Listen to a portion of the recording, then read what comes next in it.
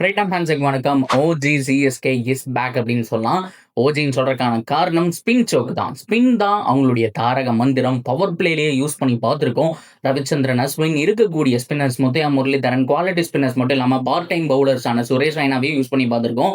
அப்படிப்பட்ட ஸ்பின்னை தான் 2008லேயும் நீங்கள் பார்த்தீங்க அப்படின்னா அந்த இடத்துல ஒரு பக்கம் இம்ரான் தாகிர் அண்ட் ஜடேஜாவை வச்சு ஓட்டிட்டு இருந்தாங்க.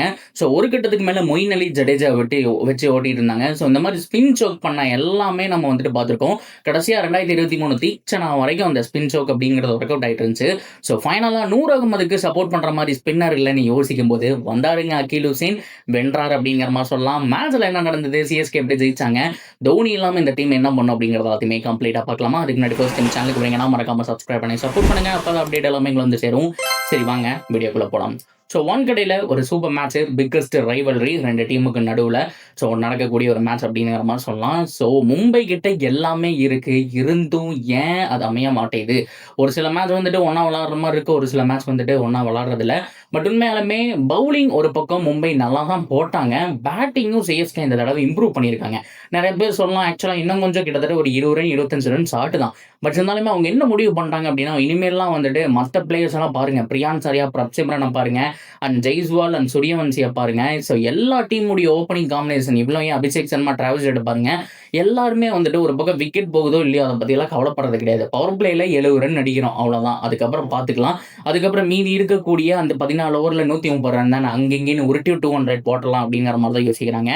அதே டெம்ப்ளேட் தான் சிஎஸ்கே ஃபாலோ பண்ணாங்க. எடுத்த உடனே ருத்ராஜ் கைக்வாட் அக்ரெசிவாக போனார். எனக்கு பிரச்சனை இல்லை, இன்னும் 10 தடவை வந்துட்டு நான் அவுட் ஆனாலும் பிரச்சனை இல்லைங்கிற மாதிரி அக்ரெசிவாக ஸ்டார்ட் பண்ணார். அண்ட் சஞ்சு சாம்சனும் சூப்பராக ஸ்டார்ட் பண்ணார். ஒரு கட்டத்துக்கு மேலே ருத்ராஜ் அவுட் ஆனதுக்கப்புறம் சஞ்சு சாம்சன் கீரை மாற்றி ஓரளவுக்கு ஸ்லோ பண்ண ஆரம்பிச்சார். சர்ஃப்ராஸ் வந்து நல்லா சூப்பராக அடிச்சார், அவுட் ஆனார். பட் இருந்தாலுமே பவர் பிளேயில் எக்ஸ்பெக்ட் பண்ண 70+ ஸ்கோர் அப்படிங்கிறது வந்துருச்சு. அதுக்கப்புறம் எகைன் நடுவில் உருட்ட ஆரம்பிச்சாங்க. சிவம் துபே மறுபடியும் ஒரு ஃபெயிலியர், கார்த்திக் சர்மா வந்தார் ஃபெயிலியர்.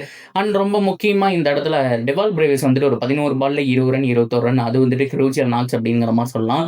ஒரு பக்கம் விக்கெட்ஸ் போயிட்டே இருக்கு, சஞ்சு சாம்சன் நின்று ஆணித்தரமா அடிச்சுட்டு இருக்கிறாரு.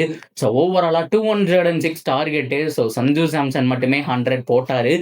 பாராட்டி ஆகணும், வெல் டிசர்வ் 100 அப்படிங்கிறதுலாம் மாற்றம் கிடையாது.